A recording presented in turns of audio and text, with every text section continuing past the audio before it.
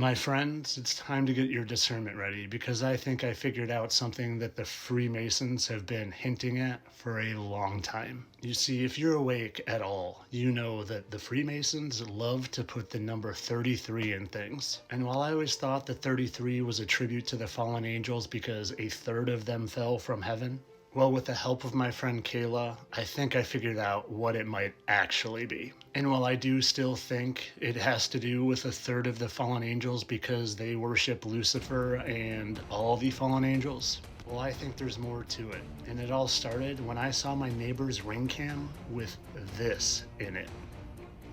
This that I immediately disregarded as a comment and thought it was something spiritual. In fact, I thought it was potentially a fallen angel or even a dragon. And as I was talking to Kayla and we kept talking about how it could potentially be a fallen angel, well, it occurred to me. Angle, angel, angle, angel. And then she said, I feel like I know there's something attached to angles with fallen angels. And then this happened. I had a revelation. I thought to myself, I wonder what a 33-degree angle would look like compared to that image on my neighbor's ring cam. And well, you see. But not only that, not too long after I had that revelation, my wife sent me this of someone else catching something like that on Facebook. And again, you see the angle it's coming in at, right? And then I scrolled in the comments of that last one and saw someone else posting it. And again, 33-degree angle that these are coming in on. First, let me just cover this. If you still think you live on a globe, this would make absolutely zero sense because you would have comets coming in at all sorts of different angles. Not 33 every time. And even for the others out there that are like me and know we don't live on a globe but in something more like this is an odd anomaly that they would be coming in at 30-degree angles. If it was just something falling, well, the electromagnetism of the Earth would pull it straight down. Something else is happening here. In talking about this with Josh, I think we came to the conclusion that to get between heaven and earth, it has to be some sort of frequency, and maybe it's tuned at 33.3 or 333 or 3033, but to get through the firmament, maybe you need to be traveling at 33 degrees and vibrating at a certain frequency, and maybe that 33-degree frequency or angle tie in together. In the Bible, Mark 13:25 talks how in the end of days the stars will fall from the sky and the powers of heavens will be shaken. But in my opinion, I don't think we're living in the end times. I think we're living in the times in the Bible when Satan is released to deceive the nations for a little while. And well, I think there's even some evidence of that. Because if you didn't realize it, there are 200 of these craters found all over the Earth. And to me, it doesn't look like a giant asteroid that came down because there would be a tail. And well, I just know there aren't such things as asteroids because we live in an enclosed system. But this to me looks like something where a fallen angel would be released from the bottomless pit.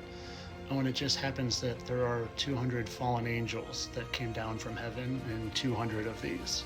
And maybe those fallen angels coming up from the bottomless pit just happened to cause a whole lot of mud floods.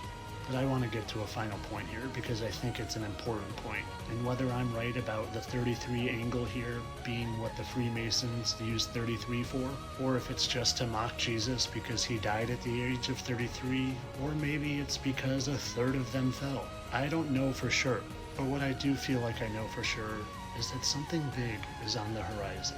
People have been seeing holographic things in the sky, stars are changing, things are falling to the ground that potentially could be angelic in nature. Over the past year, there's been talk about the sun being replaced by a sun simulator, and like I said, the moon has looked off and holographic, and some people have even thought it's disappeared for longer than it should. The UFO talk is revving up. Something big is on the horizon, and it never hurts to have some extra discernment ready, and the way I always go about doing that is to do some extra fasting and some extra praying. Now, in my humble opinion, what I do think is coming, and this is just my opinion, and it's not for entertainment, but it's opinion, is that we are past that time when Jesus came back, and there was a millennial reign for 1,000 years, and they've hidden that from us. And what I think is coming is a big delusion of reenacting that. They've been setting up end time prophecy for months and months and months. And I think they're going to try to make us think we are in end times again. Now, whether they have giant holographic UFO blue beam technology come, or whether actual spiritual beings come, whether they be the fallen angels or maybe the camp of the saints in all their heavenly bodies, I don't know for sure. But what I know is something is on the horizon. I've been feeling it for a while, and to be honest, I think it's the only reason I'm awake. I think God needed me, He tapped me on the shoulder, and He needed me to help wake others up, because the way I woke up isn't explainable other than God just being like, hey, dude, let's go, it's time. And I'm saying to all of you, hey, dudes, dudettes, let's go, it's time. Get ready. Have your head on the swivel, be ready for anything, do some fasting, do some praying, tell all your people you love them, and let's go. Just make sure you know what side you're on and have that discernment ready. And I guess at the end of this, it was all just for entertainment, just so they don't take my video down. Entertainment on a satire account. Peace and love to all you guys.